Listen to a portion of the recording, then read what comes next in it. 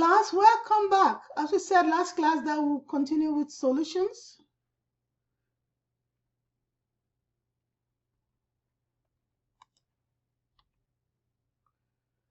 So what are solutions? When a table salt is mixed with water, it seems to disappear or become a liquid. And this mixture is homogeneous. Even though it disappears, the salt is still there, as you can tell from the taste.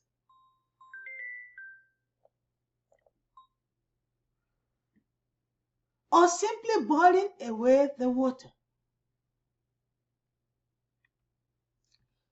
Homogeneous mixtures are called solutions.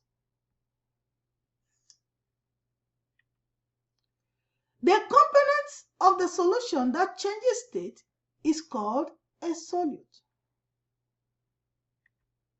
And the component that keeps its state is called a solvent. If both components start in the same state, the major component is the solvent. The component which is in large quantity is called the solvent. So we want to see the different terms we can use to describe a solution. Consider two solutions prepared as follows. Solution A, we dissolve 3 grams of table salt in 10 ml of water. Solution B, we dissolve 8 grams of table salt in 10 ml of water. Which of them have more table salt? Solution B. So because solution B has more table salt,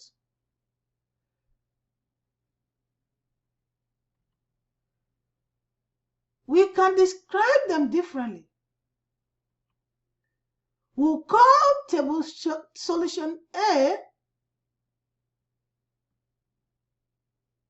more concentrated. We can describe it as being a more concentrated solution than we can describe solution B because it has more table salt as a more concentrated solution than solution A. So though both solutions contain table salt, they are different because they contain different amounts of table salt. So how can we describe them? We can describe solution based on the amount of solute that dissolves in a given amount of solution. The description is called concentration or molarity. So we can use the concentration of the different solutes in the solutions to differentiate them. So molarity is moles per liter of solution. That's its definition. So molarity, this is the symbol we use, is the amount of solute in moles over amount of solution. Please, in liters, not milliliters. In liters. You put it in milliliters, it's wrong.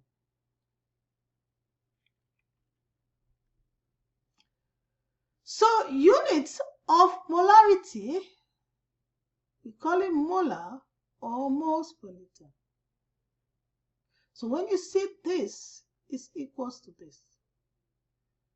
So 1 molar sodium chloride solution means 1 mole of sodium chloride per 1 liter of solution.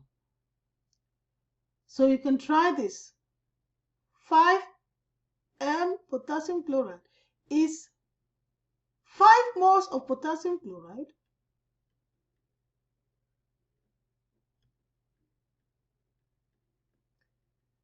in 1 liter of solution. Or we can write it like this. 5 moles of potassium chloride in 1 liter of solution. So because of that, so let's look at other terms that we can use to describe a solution. We can use a solution, another term as dilute or concentrated. Dilute solution have small amount of solute compared to the solvent. Concentrated solution have large amount of solute compared to the solvent. So solution A with 3 grams of table salt in 10 ml of water and solution B with 8 grams of table salt in 10 ml of water. Which solution is more concentrated and which solution is more dilute? Please try and answer this. Let's take some examples on how we can find the molarity. So find the molarity of a solution that has 25.5 grams of potassium bromide dissolved in 1.75 liter of solution. So find the molarity of a solution that has 25.5 grams of potassium bromide dissolved in 1.75 liter of solution. So 25.5 kilograms of potassium bromide is given and 1.75 liter of solution. We want the molarity. You know, we have to convert this to number of moles. And to do that, we need the molar mass. So grams to moles, then solution in liters to find the molarity. We need the molar mass as conversion factor. So that's the conversion factor. Then moles over liter will give you molarity. So the number of moles of 25 grams of potassium bromide is 0.21429 moles of potassium bromide. So our molarity is 0.21429 moles of potassium bromide over 1.75 liters. Our answer is 0.122 moles per liter.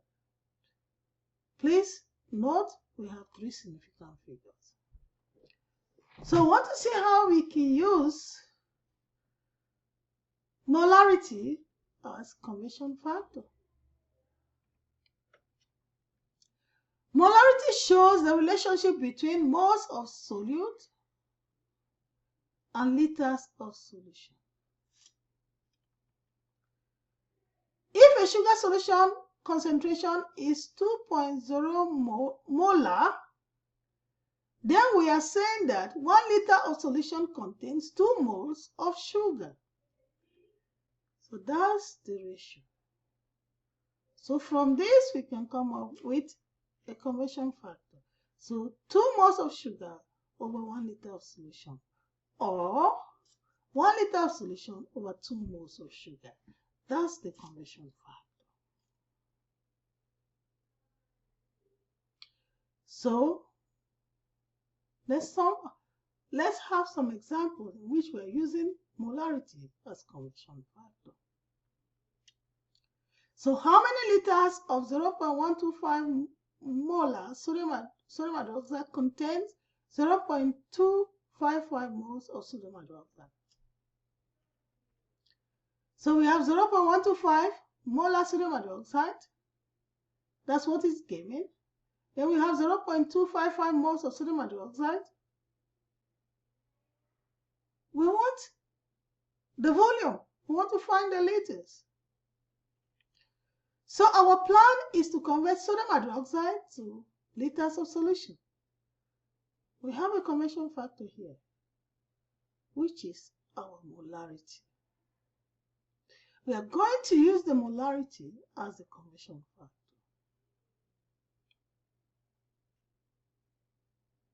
So that's the molarity.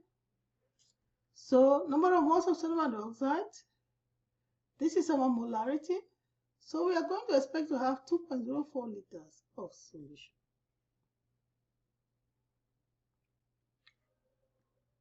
So let's take another example. How would you prepare 250 milliliters of 1 liter, 1 molar solution of copper sulfate pentahydrate. The molar mass of copper sulfate pentahydrate is 249.69 grams per mole. So we have 250 milliliters of solution, and we want the mass of copper sulfate that we are going to use to prepare this solution.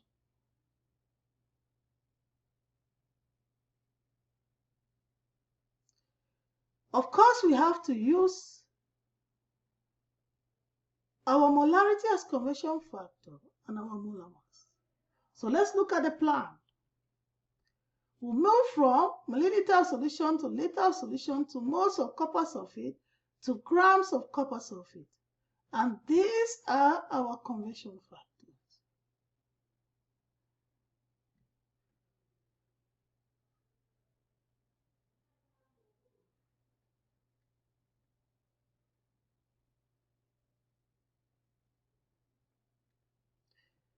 So let's set it up and solve.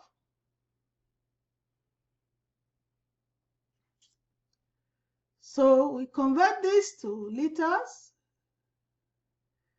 We convert the liters using molarity to moles.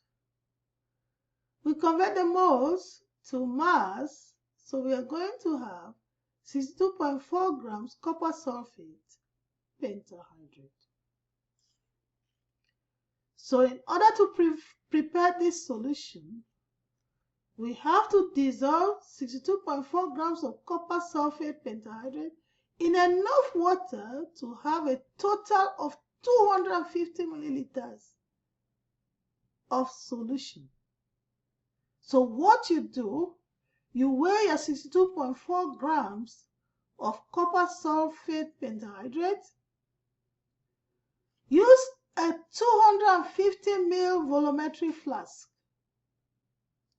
Put the salt, put a little bit of water, and dissolve the salt first. Then you top it with distilled water to the mark. Each volumetric flask has a mark that shows that you've had 250 ml. Then you cock it well so that nothing comes out. You shake it. And when you are dissolving, make sure you dissolve all the 62.4 grams. Let nothing remain in the beaker or spill out of it. That's when you will know that you have prepared 1 molar solution. The next thing I want us to look at is dilution. Often solutions are stored as concentrated stock solution. To make solutions of lower concentration, from this stock solution, more solvent is added. And when more solvent is added to the solution, what we are doing, we are diluting the solution. The amount of solute does not change, but the volume changes, so the concentration will change. But moles of solute in solution 1, that is before dilution, is equal to moles of solute in solution 2 after dilution. So we can come up with this formula. M1V1 equals to M2V2. So with this, you can be able to find out the concentration, the volume before, or the concentration that will result after. So let's try and take some example. To what volume would you dilute 0.200 liter of 15.0 molar sodium hydroxide to make 3.0 molar sodium hydroxide? So our V1 is 0.200 liters, our M1 is 15.0 molar, our M2 is 3.0 molar. This we don't know. We don't know V2. That's what we are searching for. So this is our equation. We need to rearrange it. And when we rearrange it, this is what we get. So now we just have to substitute and solve. So 15 times 0.2. So we need 1 liter of 0.2 molar. We need, oh no, our resulting volume will be 1 liter, sorry. Our resulting volume will be 1 liter.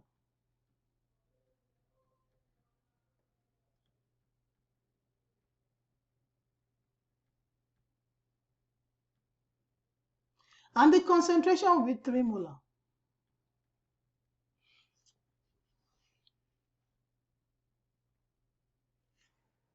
We can take another example. What is the concentration of a solution prepared by diluting 25.0 milliliters of 8.25 molar nitrous acid to 135.0 milliliters of solution?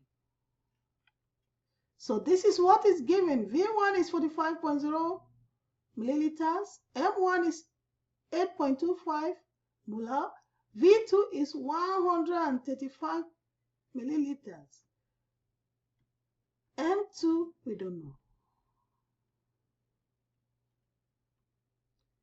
So we have to rearrange this equation. And this is what we get. We are searching for M2. So we plug in. So our resulting molarity is 2.75 molar. 2.75 molar. So we want to study solution and stoichiometry.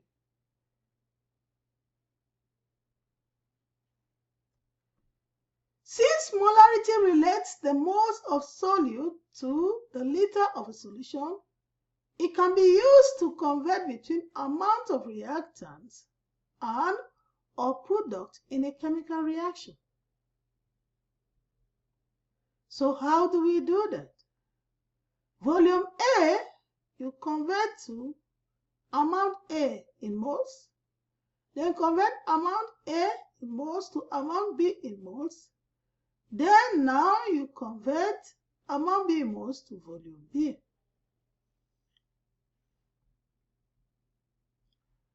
So let's take an example. What volume of 0.15 molar potassium chloride is required to completely react with 0.1 liter of 0.175 molar lead-2 nitrate in the reaction below? So this is our reaction.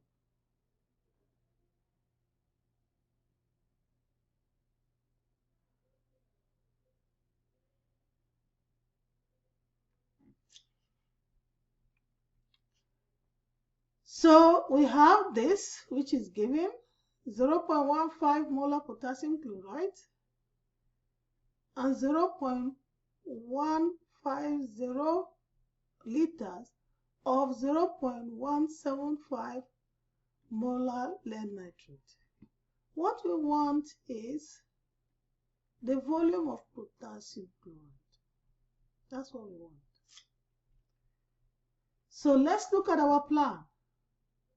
We are going to move from volume of lead-2 nitrate to moles of lead-2 nitrate to moles of potassium chloride to volume of potassium chloride. These are our conversion factors.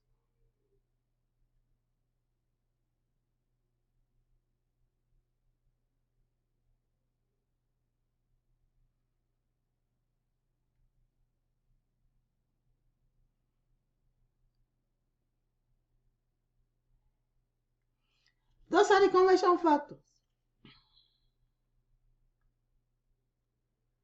So that's what we get.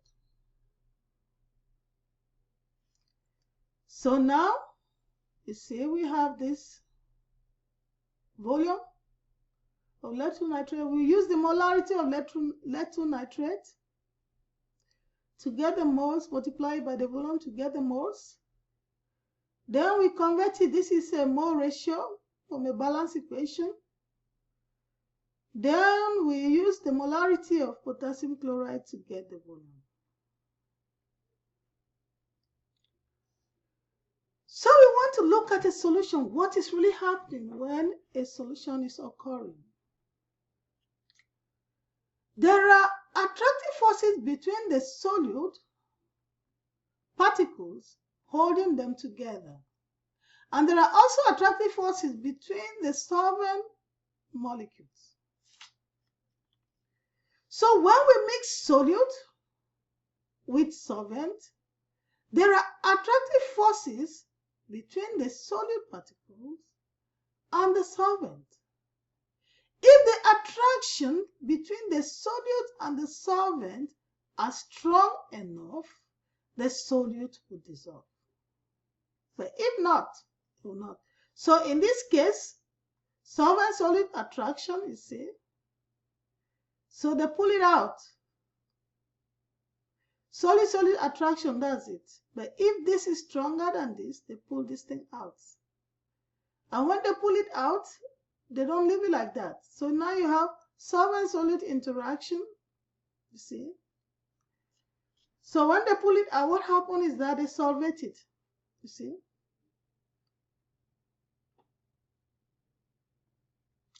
That's why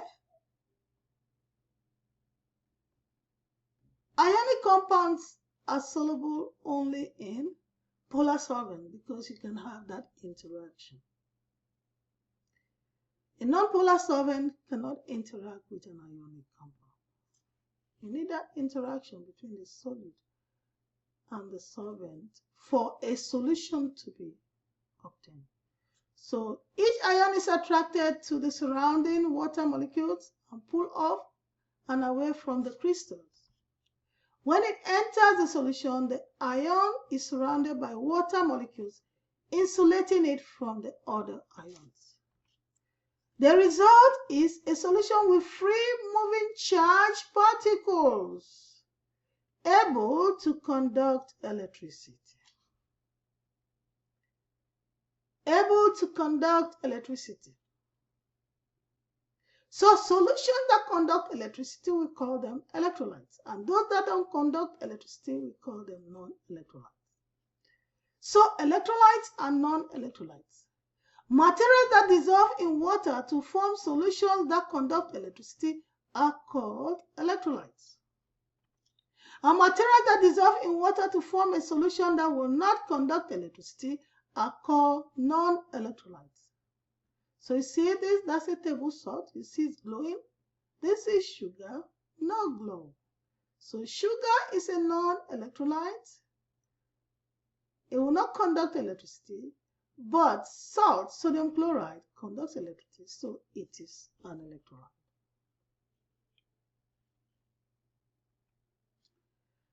Salt and sugar dissolve in water, yes. So you say ionic compounds dissociate into ions when they dissolve in water. The molecular compounds do not dissociate into ions when they dissolve in water. So they cannot conduct electricity. But here you see charged particles all around.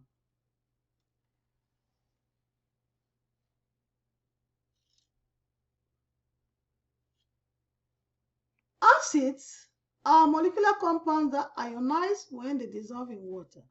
So when acids ionize, they form H+ cation and anions. The percentage of molecules that ionize varies from one acid to the other. So acids that ionize completely are called strong acids. For example, this is a strong acid. The acids that ionize partially are called weak acids. Strong and weak electrolytes. Strong electrolytes are materials that dissolve completely as ions. Ionic compounds and strong acids usually form strong electrolytes. Their solutions conduct electricity well. Weak electrolytes are materials that dissolve mostly as molecules, but partially as ions, especially weak acid. Their solutions conduct electricity, but not well. Examples is hydrofluoric acid.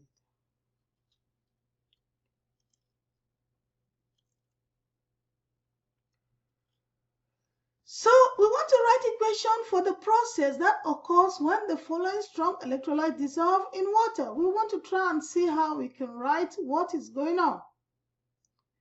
So calcium fluoride, when it dissolves in water, this dissociates to calcium 2+ ion and chloride ions. We'll see that with nitric acid. This is a strong acid. It also dissociates completely. So in solution, you don't have this. It's not there. You only have this in solution.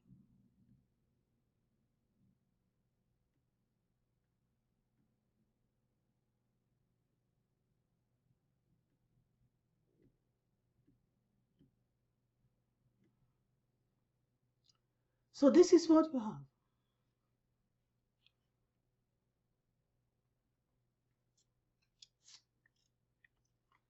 So some ionic compounds like sodium chloride dissolve very well in water at room temperature. Other ionic compounds like silver dissolve hardly at all in water at room temperature. It means they don't dissolve. So compounds that dissolve in water are said to be soluble, while those that do not dissolve are said to be insoluble. So sodium chloride is soluble in water, and silver chloride is insoluble in water. The degree of solubility depends also on the temperature.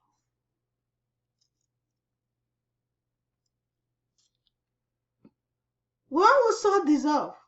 Several experiments have been carried out to test whether a compound will dissolve in water or not. So a series of rules have been developed based on these experimental results.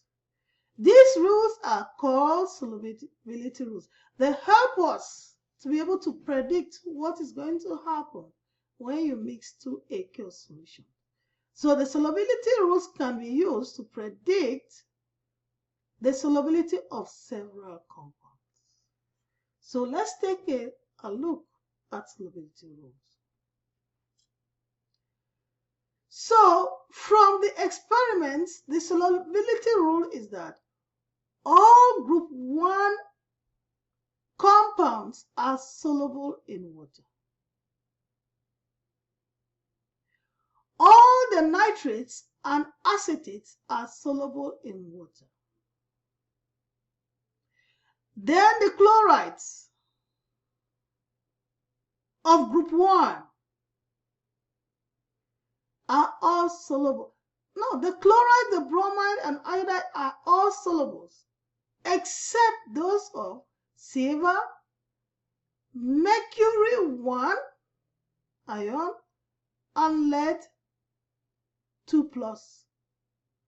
Chlorides, bromides, and iodide. The rest are all soluble. Sulfates are soluble.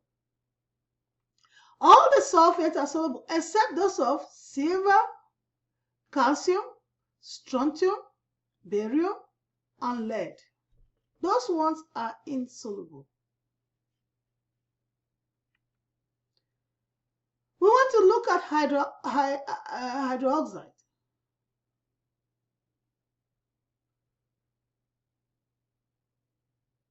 The hydroxides of group 1 metals are soluble, but all the other ones are insoluble.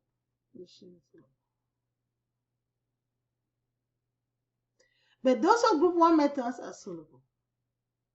Then those of calcium, strontium, and barium, they are slightly soluble. Means they are not very soluble. In high concentration, they'll form precipitates. The sulfites, all the sulfites are insoluble except those of group 1 metals and ammonium. Don't forget ammonium.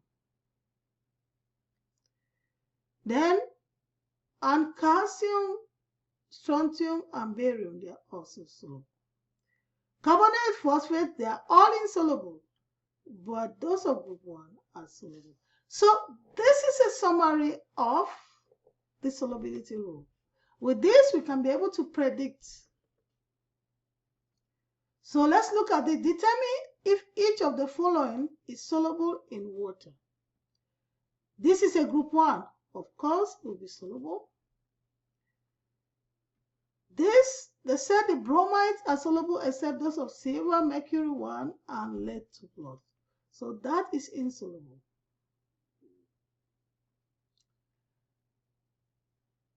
Calcium chloride, soluble. Most chlorides are soluble. That's what we said. This is not an exception. Nitrates, all are soluble. And sulfates, insoluble. Those sulfates are soluble, but that of lead is insoluble. So that is how you can be able to predict the solubility. The periodic table that you have in class will have this rule at the back, so you have to study it and know how to use it. Let's predict some types of reactions. Let's look at some types of reactions. So with this solubility rule, we can be able to use to predict whether when a reaction occurs, we will have what kind of product, and it can even be able to help us to determine the type of reaction. So we'll stop here.